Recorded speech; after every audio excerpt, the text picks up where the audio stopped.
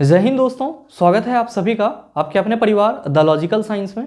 मैं हूं आलोक सिंह आतिश और आज के इस वीडियो सेशन में हम लोग डिस्कस करने वाले हैं youth science book chapter wise discussion में बायो सेक्शन में एनिमल टिश्यू के पहले पार्ट की। जी हां दोस्तों, हम लोग बायो सेक्शन में टिश्यू देख रहे थे और हम लोगों ने प्लांट टिश्यू को कंप्लीट करा था और एनिमल टिश्यू हम लोगों को पढ़ना बाकी रह गया था। तो आज के इस वीडियो सेशन में हम लोग एनिमल टिश्यू से संबंधित जितने भी इंपॉर्टेंट क्वेश्चन हैं उन सभी को कर लेंगे। यानी कि आज के इस सेशन के साथ ही आपका जो टिश्यू वाला पोर्शन है वो पूरी तरह से कंप्लीट हो जाएगा। और हाँ, आपकी जानकारी के लिए बताना चाहूँगा कि आज के इस सेशन के जो भी क्वेश्चन है आंसर सहित उसका PDF आपको कहाँ मिलेगा, ये हमारे टेलीग्राम ग्रुप से मिल जाएगा, जिसका लिंक मैंने नीचे डिस्क्रिप्शन में डाल दिया है। आप वहाँ से जाकर के ले सकते हैं। बहरहाल आइए अपने सेशन की शुरुआत करते हैं और चलते हैं पहले क्वेश्चन की तरफ। आपका जो पहला क्वेश्चन है आज के इस सेशन का, क्वेश्चन नंबर 1 क्या पूछा जा रहा है? आपसे पूछा जा रहा है कि मुंह की परत डैश से बनी होती है। ऑप्शन दिया हुआ है घनाकार उपकला, जिसको हम लोग इंग्लिश में क्यूबोइडल एपिथेलियम कहते हैं। दूसरा ऑप्शन है स्यूडो स्ट्रेटिफाइड स्तंभाकार उपकला। तीसरा ऑप्शन है पपड़ीदार उपकला, जिसको हम लोग इंग्लिश में स्क्वैमस एपिथेलियम कहते हैं। और चौथा है आपका स्तंभाकार उपकला, जिसको हम लोग इंग्लिश में कॉलमनर एपिथेलियम कहते हैं। आपसे क्वेश्चन करा जा रहा है कि मुंह की परत किस प्रकार के उत्तक से बनी होती है। आप सभी कहेंगे कि गुरुजी यहाँ पे मुंह की बात की जा रही है, तो जाहिर सी बात है कि यहाँ पे कौन से उत्तक की बात की जा रही है? आप कहेंगे एनिमल टिश्यू की बात की जा रही है। किसकी बात की जा रही है? एनिमल टिश्यू की बात की जा रही है, यानी कि जंतु उत्तक की बात की जा रही है। आप सभी कहेंगे कि गुरुजी टिश्यू के बारे में हम सबों को तो ये मालूम है कि समान प्रकार की उत्पत्ति और समान प्रकार के कार्य करने वाले कोशिकाओं के समूह को हम लोग उत्तक कहते हैं, टिश्यू कहते हैं। लेकिन ये बताओ कि ये एनिमल टिश्यू होते कितने प्रकार के हैं? तो मेरे मित्र आप सभी ध्यान में रखेंगे कि एनिमल टिश्यू 4 प्रकार के होते हैं। कितने प्रकार के होते हैं? 4 प्रकार के होते हैं। कौन कौन सा? तो पहला होता है आपका उपकला उत्तक। पहला कौन सा होता है? उपकला उत्तक होता है। दूसरा आपका कौन सा होता है? तो दूसरा होता है आपका संयोजी उत्तक। दूसरा कौन सा होता है? संयोजी उत्तक। तीसरा आपका कौन सा होता है? तो तीसरा होता है पेशी उत्तक। तीसरा कौन सा होता है? पेशी उत्तक। और चौथा आपका कौन सा होता है? तंत्रिका उत्तक। चौथा कौन सा होता है? तंत्रिका उत्तक। और ये चारों ही क्या है? तो आप सभी ध्यान में रखेंगे कि ये चारों ही आपका जंतु उत्तक का प्रकार है। ध्यान में रखिएगा कि उपकला उत्तक को हम लोग इंग्लिश में क्या कहते हैं? इसको हम लोग इंग्लिश में एपिथेलियल टिश्यू कहते हैं। क्या कहते हैं? एपिथेलियल टिश्यू कहते हैं। संयोजी उत्तक को हम लोग इंग्लिश में क्या कहते हैं? इसको हम लोग इंग्लिश में कनेक्टिव टिश्यू कहते हैं। क्या कहते हैं? कनेक्टिव टिश्यू कहते हैं। और पेशी उत्तक को हम लोग इंग्लिश में मस्कुलर टिश्यू कहते हैं। क्या कहते हैं? मस्कुलर टिश्यू कहते हैं। और तंत्रिका उत्तक को हम लोग इंग्लिश में नर्वस टिश्यू कहते हैं। क्या कहते हैं? नर्वस टिश्यू कहते हैं। बहुत सारे मित्र ऐसे भी होंगे जो कहेंगे कि गुरुजी ये तो हमको याद ही नहीं रहता है। तो आपको परेशान नहीं होना है। जब भी आपसे क्वेश्चन ये पूछा जाए कि जंतु उत्तक कितने प्रकार के होते हैं, तो आप सिर्फ और सिर्फ ये याद रखेंगे कि जंतु उत्तक जो है वो उपसंयोजी पेशी तंत्र होता है। जंतु उत्तक क्या होता है? तो उपसंयोजी पेशी तंत्र होता है। आप कहेंगे इससे उत्तक का प्रकार कैसे याद रहेगा? आसानी से याद रह जाएगा। मेरे मित्र, इस उप से आप उपकला उत्तक याद रख लेंगे, इस संयोजी से आप संयोजी उत्तक याद रख लेंगे, और पेशी से आप क्या याद रखेंगे? पेशी उत्तक। और तंत्र से आप क्या याद रख लेंगे? तंत्रिका उत्तक। तो जब भी आपसे ये क्वेश्चन पूछा जाए कि जंतु उत्तक कितने प्रकार के होते हैं, आप कहेंगे उपसंयोजी पेशी तंत्र।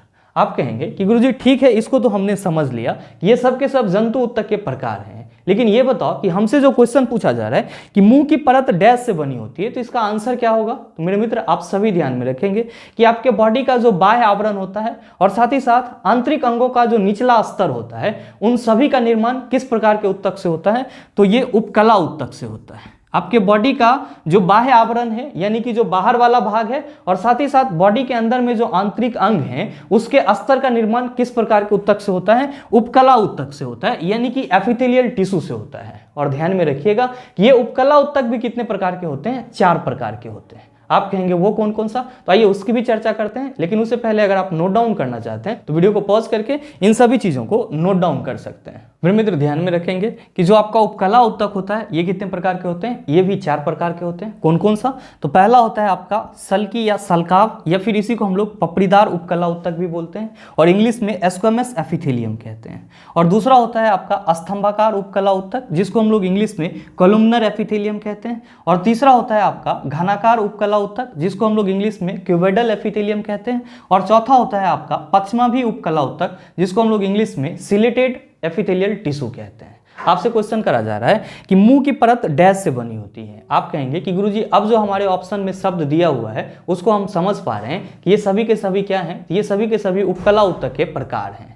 आपका पहला ऑप्शन दिया हुआ है घनाकार उपकला। आप सभी के मन में चल रहा होगा कि गुरुजी जो क्यूबेडल एपिथेलियल टिश्यू होगा वो हमको किस अंग में दिखने को मिलेगा। तो मेरे मित्र ध्यान में रखेंगे कि जो आपका घनाकार उपकला ऊतक होता है यानी कि क्यूबेडल एपिथेलियम टिश्यू होता है, ये आपको कहां पे देखने को मिलता है। तो क्यूबेडल एपिथेलियम टिश्यू जो है ये आपको वृक्क की नलिकाओं में देखने को मिलेगा।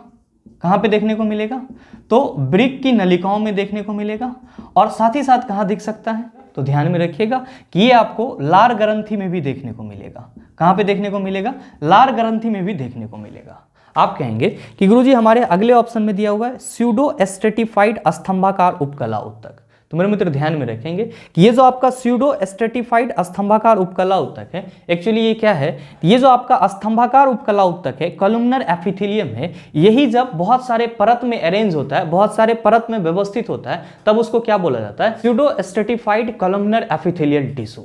तो ध्यान में रखेंगे कि ये जो आपका स्तंभाकार उपकला ऊतक होता है ये आपको कहां पे देखने को मिलता है? तो ये आपको श्वास नली में देखने को मिलता है। कहां पे देखने को मिलता है? श्वास नली में देखने को मिलता है। और साथ ही साथ कहां देखने को मिलता है? तो आंत में देखने को मिलता है। और मेरे मित्र ध्यान में रखेंगे कि आपके ऑप्शन में स्यूडो स्ट्रेटिफाइड स्तंभाकार उपकला ऊतक दिया हुआ है। तो जो आपका ये स्यूडो स्ट्रेटिफाइड स्तंभाकार उपकला ऊतक है वो एक प्रकार का क्या है? आप कहेंगे स्तंभाकार उपकला ऊतक है। और जाहिर सी बात है कि ये हमको कहां पे देखने को मिलेगी? तो गुरुजी श्वसन नली में देखने को मिल सकती है या फिर श्वसन मार्ग में देखने को मिल सकती है। तो आप सभी ये भी ध्यान में रख सकते हैं कि जो आपका दूसरा ऑप्शन है स्यूडो स्ट्रेटिफाइड स्तंभाकार उपकला ऊतक, ये आपको कहां देखने को मिलेगी? तो ये आपको श्वसन मार्ग में देखने को मिलेगी। कहां देखने को मिलेगी? श्वसन मार्ग में देखने को मिलेगी।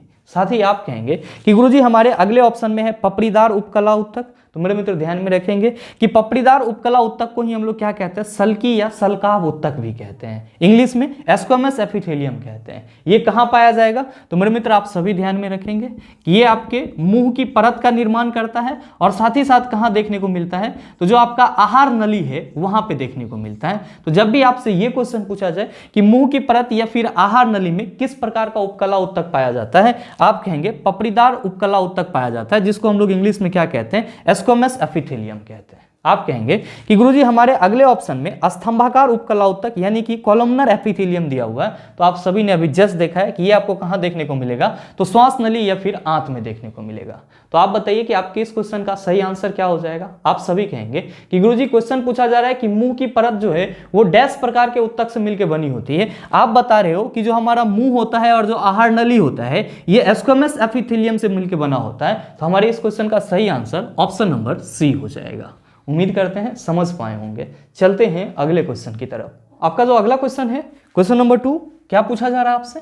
आपसे पूछा जा रहा है कि त्वचा के नीचे और आंतरिक अंगों के बीच डैश ऊतक बनता है। ऑप्शन दिया हुआ है तंत्रिका, दूसरा ऑप्शन है वसा, तीसरा ऑप्शन है मांसल, चौथा ऑप्शन है एपिथेलियल। क्या होगा इसका आंसर? आपसे क्वेश्चन करा जा रहा है कि त्वचा के नीचे और आंतरिक अंगों के बीच किस प्रकार का ऊतक बनता है। मेरे मित्र आप सभी इस चीज को नोट डाउन कर लेंगे। जब भी आपसे ये क्वेश्चन पूछा जाए कि त्वचा के नीचे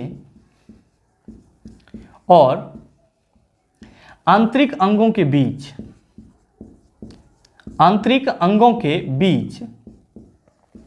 किस प्रकार का ऊतक पाया जाता है, तो आप सभी याद रखेंगे कि वसा ऊतक पाया जाता है, जिसको हम लोग इंग्लिश में क्या कहते हैं?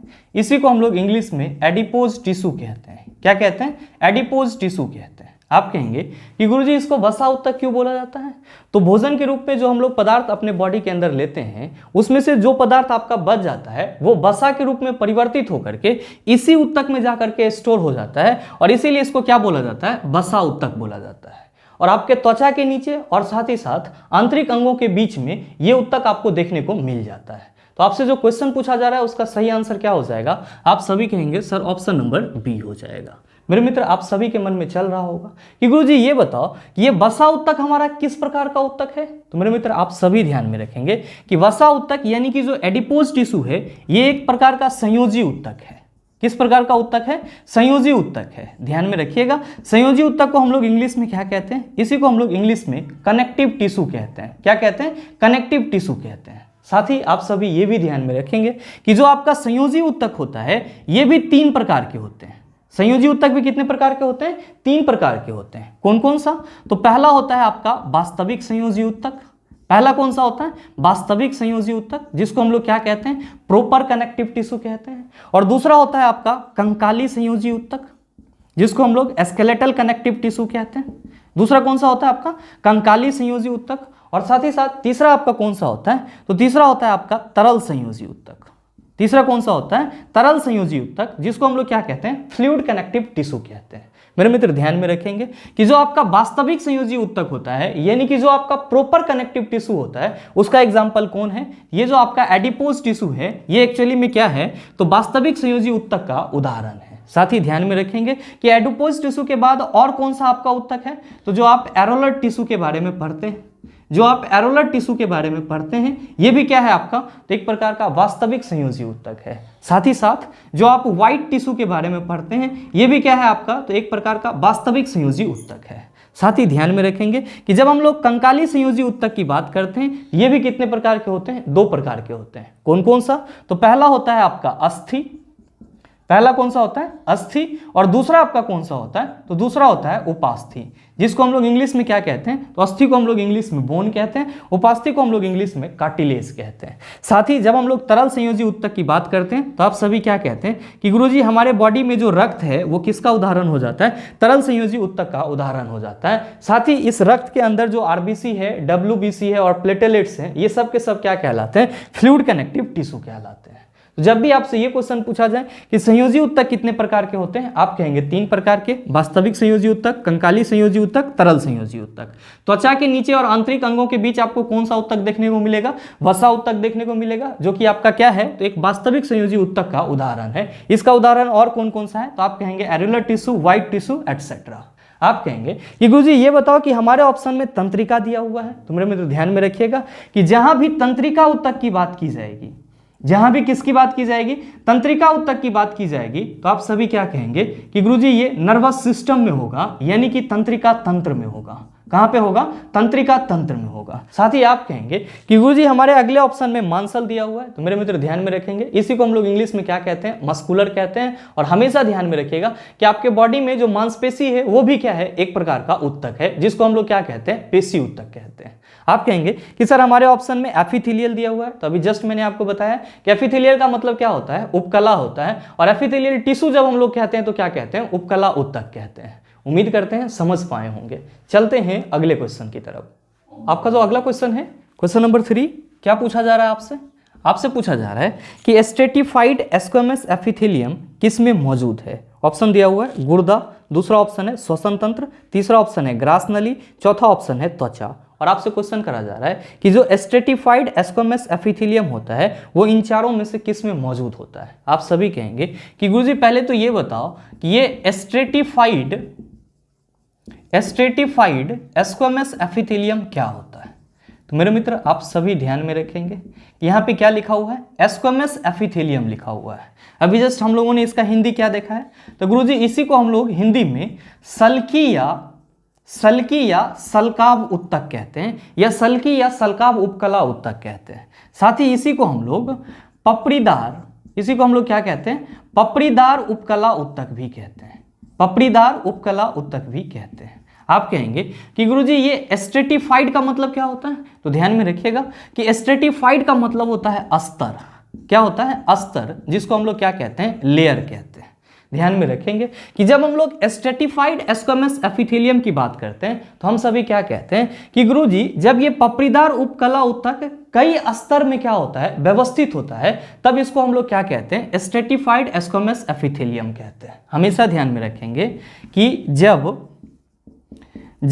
पपड़ीदार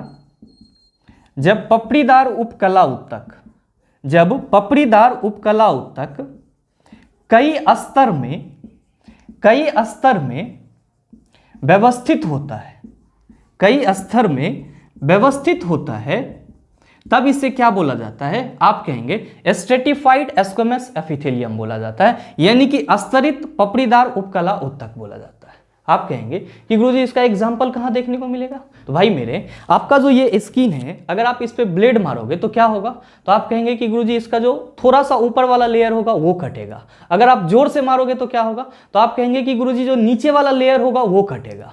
और जोर से मारोगे तो आप क्या कहोगे कि गुरुजी ज्यादा जोर से मारेंगे तो पता चला नस वगैरह सब कट जाएगा। तो मेरे मित्र ध्यान में रखेंगे कि जो आपके बॉडी का त्वचा है ये क्या है? तो आपके बॉडी का बाह्य आवरण है। क्या है? बाह्य आवरण है। मैंने अभी जस्ट आपको क्या बताया है कि जो आपके बॉडी का बाह्य आवरण होता है वो किस प्रकार के ऊतक से मिलकर बना होता है? तो आप सभी कहते हैं कि गुरुजी उपकला ऊतक से मिलकर बना होता है। मेरे मित्र ध्यान में रखेंगे कि आपके बॉडी का जो बाह्य लेयर स्किन है उसमें कई लेयर में जो आपका स्क्वैमस एपिथेलियम होता है वो व्यवस्थित होता है। यानी कि आपके त्वचा में जो पपड़ीदार उपकला ऊतक है वो कई लेयर में व्यवस्थित होता है, कई स्तर में व्यवस्थित होता है। और हम ये कह सकते हैं कि हमारा जो त्वचा है वो एक प्रकार का कौन सा ऊतक है?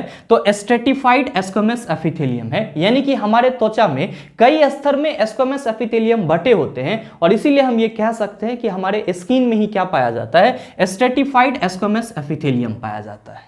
तो आपसे जो क्वेश्चन पूछा जा रहा है उसका सही आंसर क्या होगा? आप सभी कहेंगे कि गुरुजी ऑप्शन नंबर डी हो जाएगा। आप कहेंगे कि गुरुजी हमारे ऑप्शन में गुर्दा भी दिया हुआ है। तो मेरे मित्र अभी जस्ट मैंने आपको बताया है कि जब हम लोग गुर्दा की बात करते हैं तो इसी को हम लोग क्या कहते हैं? किडनी कहते हैं। क्या कहते हैं? किडनी कहते हैं। इसी को हम लोग क्या कहते हैं? तो गुरुजी इसी को हम लोग वृक्क भी कहते हैं। और अभी जस्ट मैंने आपको बताया कि वृक्क की जो नलिका होती है उसमें आपको किस प्रकार का उपकला ऊतक देखने को मिलता है? तो गुरुजी इसमें हमको घनाकार उपकला ऊतक देखने को मिलता है। कौन सा ऊतक देखने को मिलता है? घनाकार उपकला ऊतक देखने को मिलता है। आप कहेंगे कि सर हमारे ऑप्शन में श्वसन तंत्र भी दिया हुआ है। तो मैंने अभी जस्ट आपको बताया है कि जब भी रिस्पिरेटरी ऑर्गन सिस्टम की बात करेंगे कि श्वसन तंत्र किस प्रकार के ऊतक से बना होता है, तो आप ध्यान में रखेंगे कि श्वसन तंत्र जो है वो आपका स्तंभाकार उपकला ऊतक से बना होता है। किस प्रकार के उपकला ऊतक से बना होता है? स्तंभाकार उपकला ऊतक से बना होता है। आप कहेंगे कि गुरुजी हमारे अगले ऑप्शन में ग्रास नली दिया हुआ है। तो मेरे मित्र आप सभी ध्यान में रखेंगे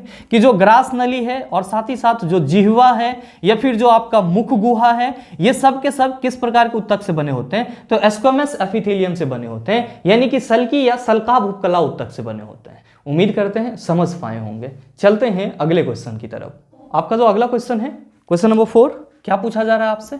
आपसे पूछा जा रहा है कि डैश ऊतक में मैट्रिक्स होते हैं और कोशिकाएं मैट्रिक्स में सन्निहित होती है। ऑप्शन दिया हुआ है संयोजी, दूसरा ऑप्शन है तंत्रिका, तीसरा ऑप्शन है पेशी, चौथा ऑप्शन है उपकला। क्या होगा इसका आंसर? आपसे क्वेश्चन करा जा रहा है कि इन चारों में से किस में मैट्रिक्स होता है और कोशिकाएं मैट्रिक्स में सन्निहित होती है। आप कहेंगे कि सर पहले ये बताओ कि ये मैट्रिक्स क्या होता है? ये मैट्रिक्स क्या होता है? तो मेरे मित्र ध्यान में रखेंगे ये आपका फाइबर होता है या आप कह सकते हैं कि ठोस जेली जैसा दिखता है। क्या होता है? ठोस जेली जैसा दिखता है। जो आपको कहां देखने को मिलेगा? तो ये आपको संयोजी ऊतक के कोशिकाओं में देखने को मिलेगा। इसका मतलब ये हुआ कि ये जो आपका मैट्रिक्स है जो जस्ट लाइक अ फाइबर यानी कि तंतु जैसा दिखेगा और अगर आप इसको छुएंगे तो कैसा लगेगा? ठोस जेली की तरह। ये आपको कहां देखने को मिलेगा? तो आप सभी याद रखना संयोजी ऊतक के कोशिकाओं में देखने को मिलेगा। कहां पे देखने को मिलेगा? संयोजी ऊतक के कोशिकाओं में देखने को मिलेगा, जिसको हम लोग इंग्लिश में क्या कहते हैं? कनेक्टिव टिश्यू कहते हैं। ध्यान में रखेंगे कि संयोजी ऊतक की कोशिकाएं जो होती है वो क्या होती है? तो संयोजी ऊतक में कोशिकाएं कम होती है। संयोजी ऊतक में कोशिकाएं कम होती है, लेकिन अंतरकोशिकीय पदार्थ ज्यादा होता है। अंतरकोशिकीय पदार्थ ज्यादा होता है। ध्यान में हमेशा रखेंगे कि जो आपका कनेक्टिव टिश्यू होता है इसमें कोशिकाओं की संख्या कम होती है, इसमें कोशिकाएं कम होती है, सेल कम होती है, लेकिन इसमें जो अंतरकोशिकीय पदार्थ होता है वो क्या होता है? ज्यादा होता है। और ध्यान में रखिएगा ये जो आपका अंतरकोशिकीय पदार्थ होता है ये अंतरकोशिकीय पदार्थ ही एक्चुअली में क्या कहलाता है? मैट्रिक्स कहलाता है। क्या कहलाता है? मैट्रिक्स कहलाता है। जो कैसा होता है? तो फाइबर जैसा होता है, ठोस जेली जैसा दिखता है। और ध्यान में रखिएगा कि इसी अंतरकोशिकीय पदार्थ में संयोजी ऊतक के जितने भी कोशिकाएं होते हैं वे सब के सब क्या रहते हैं? डूबे हुए रहते हैं। आप कहेंगे कि गुरुजी जब हम ये कह रहे हैं कि ये हमारा अंतर कोशिकीय पदार्थ मैट्रिक्स होता है और इसी मैट्रिक्स में संयोजी उत्तक की कोशिकाएं क्या होती है, डूबी रहती है, यानी कि सन्निहित रहती है। तो हमसे जो क्वेश्चन पूछा जा रहा है कि डैश उत्तक में मैट्रिक्स होते हैं और कोशिकाएं मैट्रिक्स में सन्निहित होती है, तो हम सीधे सीधे कह सकते हैं कि संयोजी उत्तक में मैट्रिक्स होता है और इसमें कोशिकाएं क्या होती है, सन्निहित होती है। तो सही आंसर क्या हो जाएगा, आप कहेंगे कि गुरुजी ऑप्शन नंबर ए हो जाएगा। आप सभी कहेंगे कि सर हमारे ऑप्शन में तंत्रिका भी दिया हुआ है। नो डाउट आप सभी समझ रहे होंगे कि तंत्रिका उत्तक आपको कहां देखने को मिलेगा, तंत्रिका तंत्र में देखने को मिलेगा। पेशी उत्तक आपके बॉडी का जो मसल्स है, मांसपेशी है, वो आपका क्या है, एक प्रकार का पेशी उत्तक है। और आपका चौथा ऑप्शन है उपकला उत्तक, जिसको आप सभी ने अभी जस्ट डिस्कस करा है। उम्मीद करते हैं समझ पाए होंगे। चलते हैं अगले क्वेश्चन की तरफ। आपका जो अगला क्वेश्चन है, क्वेश्चन नंबर 5, क्या पूछा जा रहा है आपसे? आपसे पूछा जा रहा है कि निम्नलिखित में से संयोजी उत्तक नहीं है। ऑप्शन दिया हुआ है तंत्रिका कोशिका, दूसरा ऑप्शन है उपास्थि, तीसरा ऑप्शन है अस्थि, चौथा ऑप्शन है रक्त। क्या होगा इसका आंसर? मेरे मित्र आप सभी कहेंगे कि गुरुजी हमारे पहले ऑप्शन में ही दिया हुआ है तंत्रिका कोशिका। क्या दिया हुआ है? तंत्रिका कोशिका, जो हमको कहाँ देखने को मिलेगी? आप सभी कहेंगे कि गुरुजी ये तंत्रिका उत्तक में देखने को मिलेगा। कहाँ देखने को मिलेगा? तंत्रिका उत्तक में देखने को मिलेगा। तो हमसे क्वेश्चन करा जा रहा है कि निम्नलिखित में से संयोजी उत्तक नहीं है और पहला ऑप्शन में ये दिया हुआ है। इसका मतलब ये हुआ कि जो तंत्रिका कोशिका है वो संयोजी उत्तक नहीं है। तो आपके इस क्वेश्चन का सही आंसर क्या होगा? आप कहेंगे सर ऑप्शन नंबर ए हो जाएगा। अब आप कहेंगे कि गुरुजी हमारे दूसरे ऑप्शन में उपास्थि और तीसरे ऑप्शन में अस्थि दिया हुआ है, जबकि चौथे ऑप्शन में रक्त दिया हुआ है। अभी जस्ट मैंने आपको बताया है कि जो आपके बॉडी में संयोजी उत्तक हैं, जो आपके बॉडी में संयोजी उत्तक हैं वो कितने प्रकार के होते हैं? आप कहेंगे 3 प्रकार के। कौन कौन सा? तो पहला होता है वास्तविक संयोजी उत्तक, जिसका उदाहरण वसा उत्तक, एरोलर टिश्यू या फिर जो व्हाइट टिश्यू है, ये सब के सब वास्तविक संयोजी उत्तक कहलाते हैं। दूसरा आपका होता है कंकाली संयोजी उत्तक, और इसका एग्जाम्पल क्या होता है? तो अस्थि होता है, और साथ ही साथ क्या होता है? उपास्थि होता है। यानी कि आपके ऑप्शन में जो अस्थि और उपास्थि की बात की जा रही है वो क्या है? तो एक्चुअली में ये गुरुजी एक कनेक्टिव टिश्यू है, यानी कि संयोजी उत्तक है। साथ ही साथ आपका तीसरा संयोजी उत्तक होता है रक्त, और आप सभी क्या कहेंगे कि गुरुजी हमारे ऑप्शन में रक्त भी दिया हुआ है। तो हम सीधे सीधे कह सकते हैं कि रक्त जो है वो एक प्रकार का तरल संयोजी उत्तक है। तो ध्यान में रखिएगा कि जो आपका संयोजी उत्तक होता है वो 3 प्रकार के होते हैं, वास्तविक संयोजी उत्तक, कंकाली संयोजी उत्तक और तरल संयोजी उत्तक। उम्मीद करते हैं समझ पाए होंगे। चलते हैं अगले क्वेश्चन की तरफ। आपका जो अगला क्वेश्चन है, क्वेश्चन नंबर 6, बड़ा ही लॉजिकल सा क्वेश्चन।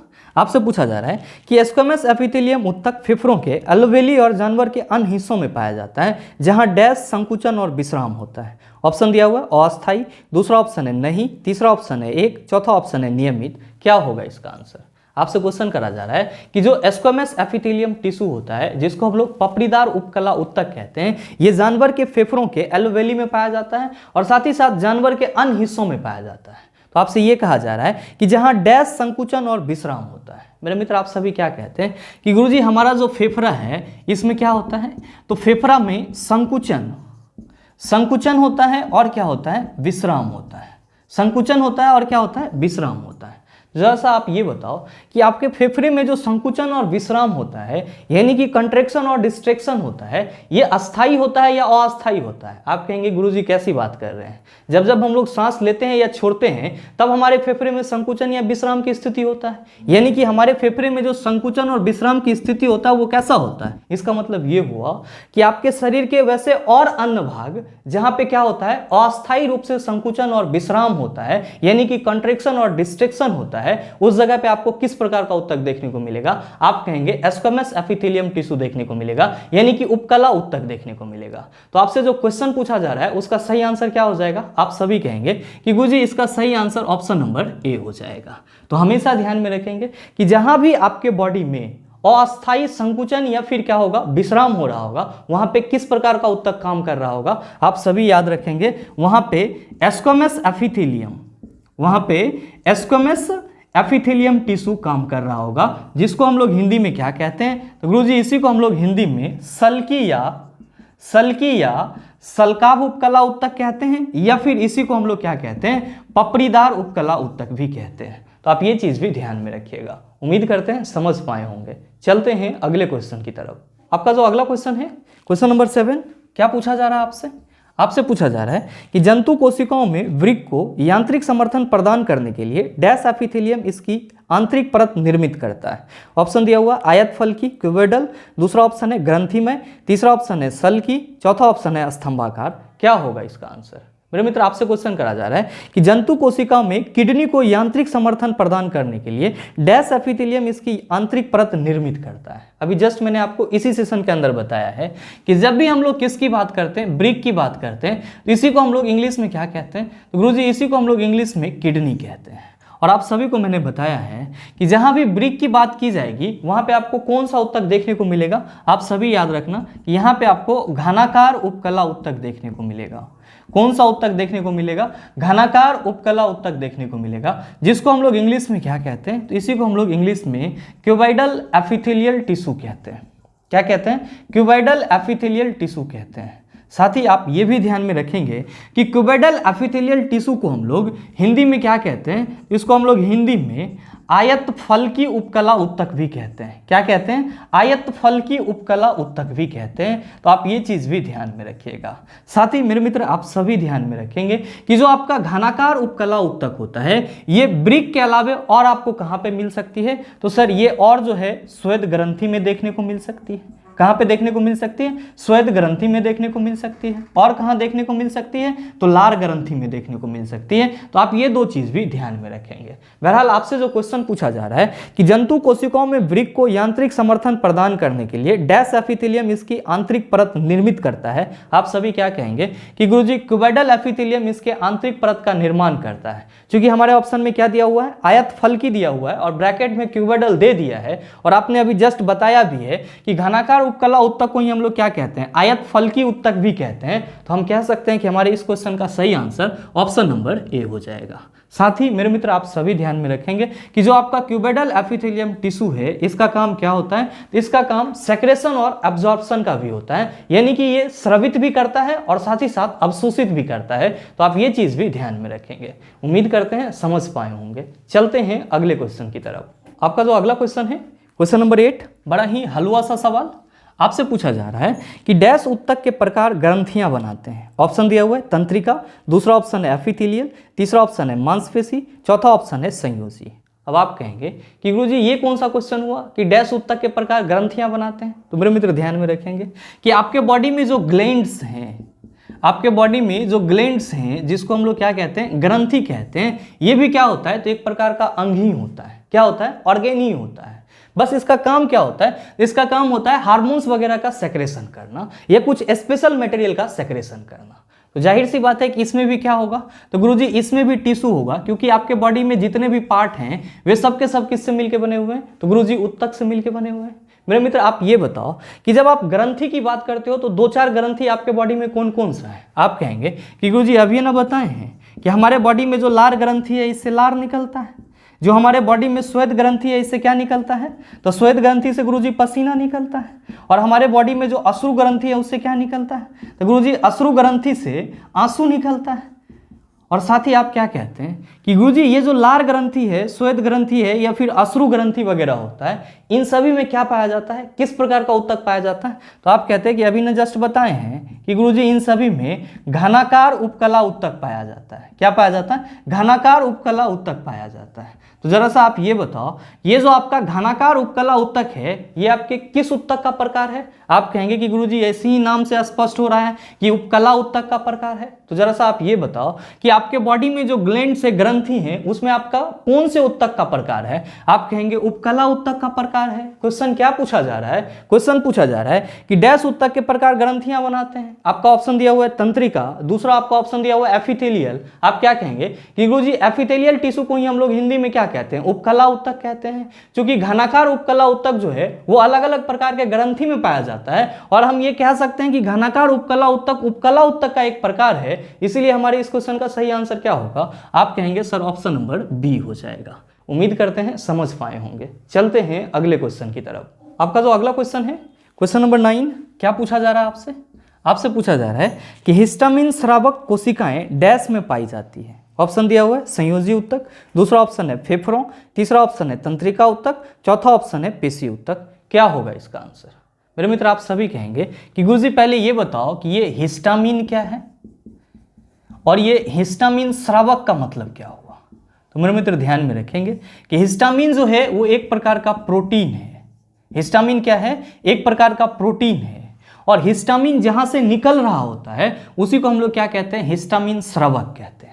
और आपसे क्वेश्चन क्या पूछा जा रहा है? क्वेश्चन पूछा जा रहा है कि हिस्टामिन स्रावक कोशिकाएं डैश में पाई जाती हैं, यानी कि जो हिस्टामिन स्रावक सेल होती है जिससे आपका हिस्टामिन प्रोटीन निकलता है, वो किस प्रकार के ऊतक में देखने को मिलता है? मेरे मित्र आप सभी ध्यान में रखेंगे कि चाहे हिस्टामिन हो या फिर सेरोटोनिन हो, या फिर क्या हो? सेरोटोनिन हो, या फिर क्या हो? हिपेरिन हो, या फिर क्या हो? हिपेरिन हो, ये सब के सब क्या हैं? आप कहेंगे प्रोटीन है। क्या है? प्रोटीन है। और ये कहां से निकलता है? किस प्रकार की कोशिका से निकलता है? तो मेरे मित्र ध्यान में रखेंगे कि ये आपका मास्ट कोशिका से निकलता है। किस प्रकार की कोशिका से निकलता है? मास्ट कोशिका से निकलता है। और ध्यान दीजिएगा कि ये जो आपका मास्ट सेल होता है ये किस प्रकार के ऊतक में पाया जाता है?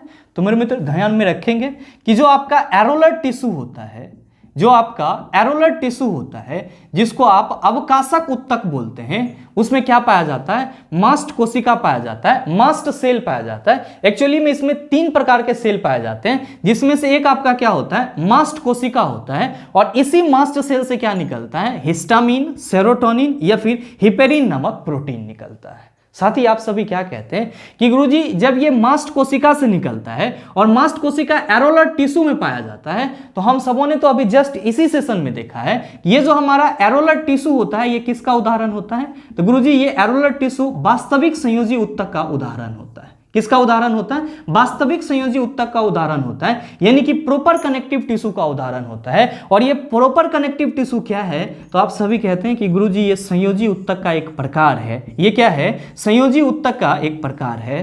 तो कुल मिला के आप ये बताओ कि जो आपका हिस्टामिन स्रावक कोशिका होगा वो आपका कौन से ऊतक का कोशिका होगा? आप कहेंगे संयोजी ऊतक का कोशिका होगा। तो आपसे क्वेश्चन क्या पूछा जा रहा है कि हिस्टामिन स्रावक कोशिकाएं डैश में पाई जाती है? आपका पहला ऑप्शन दिया हुआ है संयोजी ऊतक, दूसरा ऑप्शन है फेफड़ों, तीसरा ऑप्शन है तंत्रिका ऊतक, चौथा ऑप्शन है पेशी ऊतक। आप सभी क्या कहेंगे कि गुरुजी जो हिस्टामिन स्रावक कोशिकाएं हैं ये संयोजी ऊतक में पाया जाता है, इसीलिए हमारे इस क्वेश्चन का सही आंसर ऑप्शन नंबर ए हो जाएगा।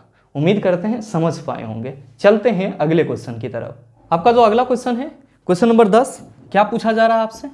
आपसे पूछा जा रहा है कि पेशी ऊतक कितने प्रकार के होते हैं? ऑप्शन दिया हुआ है 2, दूसरा ऑप्शन है 4, तीसरा ऑप्शन है 3, चौथा ऑप्शन है 5। क्या होगा इसका आंसर?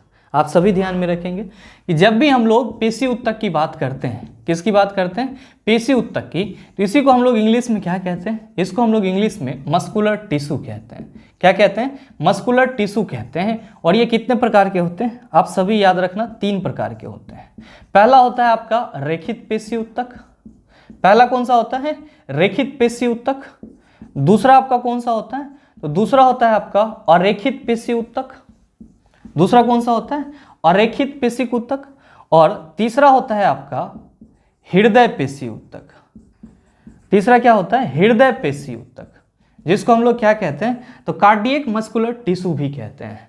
और रेखित पेशी को हम लोग इंग्लिश में वॉलेंट्री मसल्स कहते हैं, और अरेखित पेशी को हम लोग इंग्लिश में क्या कहते हैं? इनवॉलेंट्री मसल्स कहते हैं। तो आपसे जो क्वेश्चन पूछा जा रहा है कि पेशी ऊतक कितने प्रकार के होते हैं, क्या कहेंगे कि 3 प्रकार के होते हैं। तो आप बताइए कि आपके इस क्वेश्चन का सही ऑप्शन क्या हो जाएगा? आप सभी कहेंगे कि गुरुजी ऑप्शन नंबर सी हो जाएगा। मेरे मित्र ध्यान में रखेंगे कि रेखित पेशी वो पेशी होता है जिसको हम अपने इच्छा अनुसार घुमा फिरा सकते हैं। जैसे कि हम लोग का आर्म हो गया, बाँ हो गया, पैर का पेशी हो गया, इन सभी को हम क्या कर सकते हैं? अपने इच्छा अनुसार घुमा फिरा सकते हैं। लेकिन जब हम लोग अरेखित पेशी की बात करते हैं, इसमें हम लोग इच्छा अनुसार मूवमेंट नहीं ला सकते हैं। और साथ ही जो आपका हृदय होता है, यानी कि जो आपका हार्ट होता है, वो किस प्रकार के मसल से मिलकर बना होता है? तो ध्यान में रखेंगे कि वो कार्डियक मसल से मिलकर बना होता है। किस प्रकार के मसल से मिलकर बना होता है? कार्डियक मसल से मिलकर बना होता है। उम्मीद करते हैं समझ पाए होंगे। चलते हैं अगले क्वेश्चन की तरफ। आपका जो अगला क्वेश्चन है क्वेश्चन नंबर 11, क्या पूछा जा रहा है आपसे? आपसे पूछा जा रहा है कि हमारे शरीर की हड्डियों में कौन से ऊतक पाए जाते हैं? ऑप्शन दिया हुआ है पेरेन्काइमा, दूसरा ऑप्शन है अस्थायी ऊतक, तीसरा ऑप्शन है संयोजी ऊतक, चौथा ऑप्शन है अधिचर्मिक यानी कि एपिडर्मिक। क्या होगा इसका आंसर? आपसे क्वेश्चन करा जा रहा है कि आपके शरीर का जो हड्डी है, यानी कि आपके शरीर में जो बोन है, वो आपका किस प्रकार के ऊतक का उदाहरण है? आप सभी क्या कहते हैं कि गुरुजी इसी सेशन में आपने बताया है कि जो हमारे शरीर में उत्तक होते हैं उसमें से एक होता है संयोजी उत्तक, और ये होते हैं 3 प्रकार के। कितने प्रकार के? 3 प्रकार के। कौन कौन सा? तो पहला होता है वास्तविक संयोजी उत्तक, जिसको हम लोग प्रॉपर कनेक्टिव टिश्यू कहते हैं। क्या कहते हैं? प्रॉपर कनेक्टिव टिश्यू कहते हैं। और दूसरा होता है कंकाली संयोजी उत्तक। दूसरा क्या होता है? कंकाली संयोजी उत्तक। और इसी कंकाली संयोजी उत्तक में कौन आ जाता है? तो गुरुजी हम लोग के बॉडी का जो बोन होता है, यानी कि जो हड्डी है, और साथ ही साथ जो हम लोग के बॉडी में कार्टिलेज यानी कि जो उपास्थि है, ये दोनों किसके एग्जाम्पल हो जाते हैं? तो कंकाली संयोजी उत्तक के एग्जाम्पल हो जाते हैं। और फिर तीसरा हमारा संयोजी उत्तक का प्रकार होता है फ्लूइड कनेक्टिव टिश्यू, यानी कि तरल संयोजी उत्तक, जिसका एग्जाम्पल क्या हो जाता है? रक्त हो जाता है। तो आपसे जो क्वेश्चन पूछा जा रहा है कि हमारे शरीर की हड्डियों में कौन से उत्तक पाए जाते हैं, आप सीधे शब्दों में कहेंगे कि हमारे शरीर की हड्डियों में संयोजी उत्तक पाए जाते हैं। सही आंसर क्या होगा? ऑप्शन नंबर सी हो जाएगा। आप कहेंगे कि गुरुजी हमारे ऑप्शन में पेरेन्काइमा दिया हुआ है। तो मेरे मित्र, मैंने आपको प्लांट टिश्यू वाले टॉपिक में बताया है कि पेरेन्काइमा क्या है, तो आप सभी याद रखेंगे कि ये प्लांट का सिंपल परमानेंट टिश्यू है, यानी कि प्लांट का सरल अस्थायी उत्तक है। साथ ही आप कहेंगे सर ऑप्शन में अस्थायी उत्तक भी दिया हुआ है। तो भाई मेरे, आप सबों को मैंने ये भी बताया है कि जब प्लांट का मेरिस्मेटिक टिश्यू कोशिका विभाजन करने की क्षमता को समाप्त कर देता है, तब वो किस में बदल जाता है? तो गुरुजी अस्थायी उत्तक में बदल जाता है, यानी कि परमानेंट टिश्यू में बदल जाता है। आप कहेंगे कि सर हमारे ऑप्शन में अधिचर्म एपिडर्मिक दिया हुआ है। तो मेरे मित्र, ये चीज भी मैंने आपको बताया है कि जब हम लोग अधिचर्म कोशिका की बात करते हैं, तो चाहे प्लांट हो या फिर एनिमल हो, उसके बॉडी को बाहरी आघातों से बचाने के लिए उसके बॉडी के बाह्य लेयर में क्या होता है कि एक अलग प्रकार की कोशिकाओं का लेयर होता है, और उसी को हम लोग क्या कहते हैं? एपिडर्मिस लेयर कहते हैं। क्या कहते हैं? एपिडर्मिस लेयर कहते हैं, जो कि किससे बना होता है? तो गुरुजी यही एपिडर्मिस लेयर जो है, ये एपिडर्मिस सेल से बना होता है। किससे बना होता है? एपिडर्मिस सेल से बना होता है, जिसको हम लोग क्या कहते हैं? अधिचर्म कोशिका कहते हैं। उम्मीद करते हैं समझ पाए होंगे। चलते हैं अगले क्वेश्चन की तरफ। आपका जो अगला क्वेश्चन है, क्वेश्चन नंबर 12, क्या पूछा जा रहा है आपसे? आपसे पूछा जा रहा है कि किस प्रकार की कोशिका से त्वचा बनी है। ऑप्शन दिया हुआ है अधिचर्म कोशिका, दूसरा ऑप्शन है मृदु उत्तक, तीसरा ऑप्शन है स्थानीय उत्तक, चौथा ऑप्शन है संयोजी उत्तक। क्या होगा इसका आंसर? आप कहेंगे कि गुरुजी अभी ही पीछे के क्वेश्चन में आप समझा रहे थे कि चाहे प्लांट हो या फिर एनिमल हो, उसके बॉडी का जो बाह्य आवरण होता है वो एक्चुअली एक एपिडर्मिस लेयर से घिरा हुआ रहता है। हम लोगों का जो स्किन है ये क्या है? एपिडर्मिस लेयर से घिरा हुआ है, जिसमें कौन सा सेल मौजूद होता है? तो हम सभी कहते हैं कि एपिडर्मिस सेल मौजूद होता है। कौन सा सेल मौजूद होता है? अधिचर्म कोशिका मौजूद होता है। इसका मतलब ये हुआ कि हम लोग के बॉडी का जो त्वचा है वो किस प्रकार के कोशिका से मिलकर बना हुआ है? तो आप सभी कहेंगे कि अधिचर्म कोशिका से मिलकर बना हुआ है। तो आपके इस क्वेश्चन का सही आंसर क्या होगा? ऑप्शन नंबर ए हो जाएगा। साथ ही आप सभी ध्यान में रखेंगे कि ये जो आपका एपिडर्मिस सेल होता है ये प्लांट में भी होता है, और आपके एग्जाम में कभी कभी ये क्वेश्चन पूछ लिया जाता है कि शुष्क क्षेत्र में पाए जाने वाले पौधे के एपिडर्मिस सेल के ऊपर क्या रहता है जो उसको जल हानि से बचाता है। तो मेरे मित्र, आप सभी ध्यान में रखेंगे कि जो शुष्क क्षेत्र वाला पौधा होता है, जो ड्राई एरिया वाला प्लांट होता है, पौधा होता है, उसके अधिचर्म कोशिका के ऊपर में क्या रहता है? क्यूटिकल रहता है। क्या रहता है? क्यूटिकल रहता है, जो कि किससे बना हुआ है? तो गुरुजी ये क्यूटीन नामक पदार्थ से बना हुआ है, और ये क्या करता है? तो शुष्क क्षेत्र में जो रहने वाले पौधे होते हैं उसमें जल हानि से बचाता है। तो आप ये चीज भी ध्यान में रखिएगा। उम्मीद करते हैं समझ पाए होंगे। चलते हैं अगले क्वेश्चन की तरफ। आपका जो अगला क्वेश्चन है, क्वेश्चन नंबर 13, क्या पूछा जा रहा है आपसे?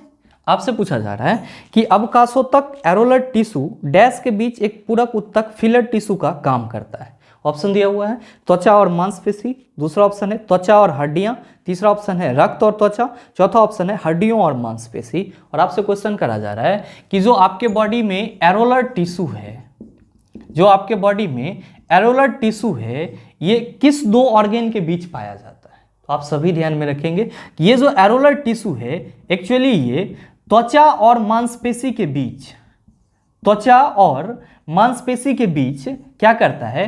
तो एक फिलर टिश्यू का काम करता है। यानी कि त्वचा और मांसपेशी के बीच जो गैप बच जाता है, तो उस गैप में आपका कौन सा उत्तक भरा हुआ रहता है? तो गुरुजी ये एरोलर टिश्यू भरा हुआ रहता है। और साथ ही ध्यान में रखिएगा कि जो आपका एरोलर टिश्यू होता है इसी को हम लोग क्या कहते हैं, तो गुरुजी इसी को हम लोग लचीला संयोजी उत्तक भी कहते हैं। क्या कहते हैं? लचीला संयोजी उत्तक भी कहते हैं।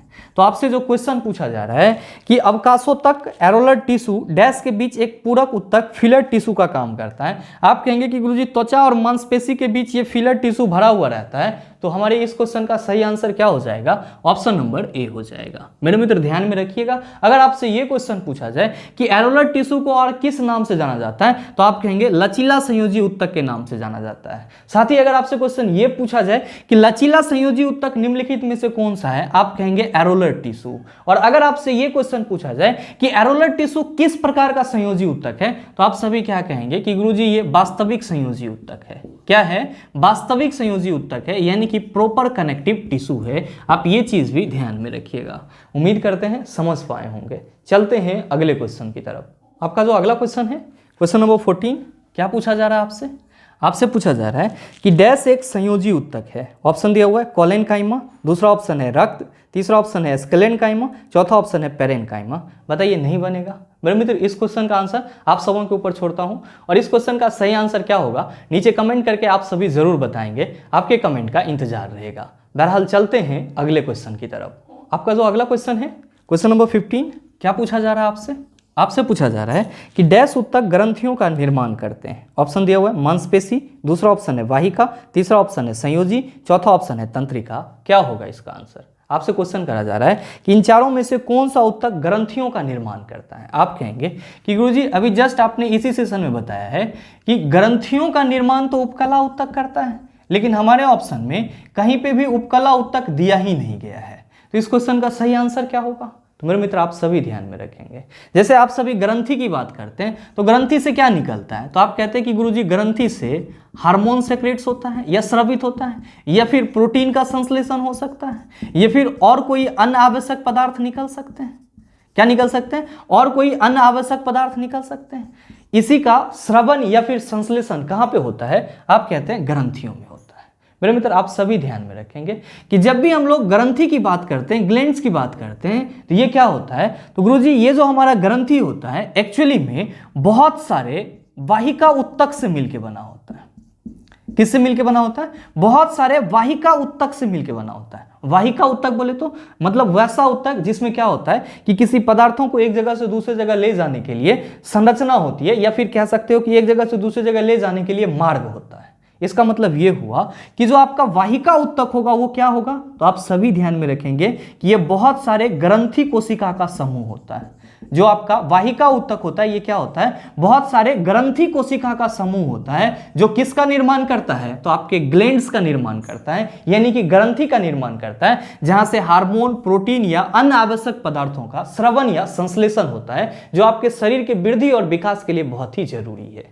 इसका मतलब ये हुआ कि हम सीधे तौर पे तो ये कहते हैं कि जो उपकला उत्तक होता है ये ग्रंथियों के निर्माण में सहायक होता है, क्योंकि जो हमारा ग्लैंड्स होता है वो वाहिका उत्तक से मिलकर बना होता है, और वाहिका उत्तक ग्रंथि कोशिकाओं का समूह होता है। तो जाहिर सी बात है कि हम ये भी कह सकते हैं कि ग्रंथियों का निर्माण वाहिका उत्तक से भी होता है। तो आपसे जो क्वेश्चन पूछा जा रहा है कि डैश उत्तक ग्रंथियों का निर्माण करते हैं, आप सीधे कहेंगे वाहिका उत्तक ग्रंथियों का निर्माण करते हैं। इसीलिए हमारे इस क्वेश्चन का सही आंसर ऑप्शन नंबर बी हो जाएगा। मेरे मित्र उम्मीद करते हैं कि यहाँ तक के जितने भी क्वेश्चन थे उन सभी को आप आसानी से समझ पाए होंगे। अब आपका टिश्यू चैप्टर पूरी तरह से कंप्लीट हो जाता है। आपने प्लांट टिश्यू को भी कंप्लीट कर लिया है और साथ ही साथ एनिमल टिश्यू को भी कंप्लीट कर लिया है। और मेरे समझ से अब आपको टिश्यू चैप्टर से संबंधित किसी भी प्रकार का क्वेश्चन दिया जाए तो आप उसको 100% सहज और सरल तरीके से सॉल्व कर लेंगे। साथ ही उम्मीद करते हैं कि ये वीडियो आपको अच्छा लगा होगा। अगर आपको अच्छा लगा तो वीडियो को लाइक कीजिएगा, ज़्यादा से ज़्यादा शेयर कीजिएगा, और हाँ, अगर आप चैनल पर नए हैं तो सब्सक्राइब करके बेल आइकन दबा लीजिएगा, ताकि इस तरह के एग्जाम रेलेवेंट वीडियो का नोटिफिकेशन सबसे पहले आपके पास पहुंचे और आप उसको सबसे पहले देख पाओ। मिलते हैं फिर अगले सेशन में, तब तक के लिए best of luck. Thank you, have a nice day.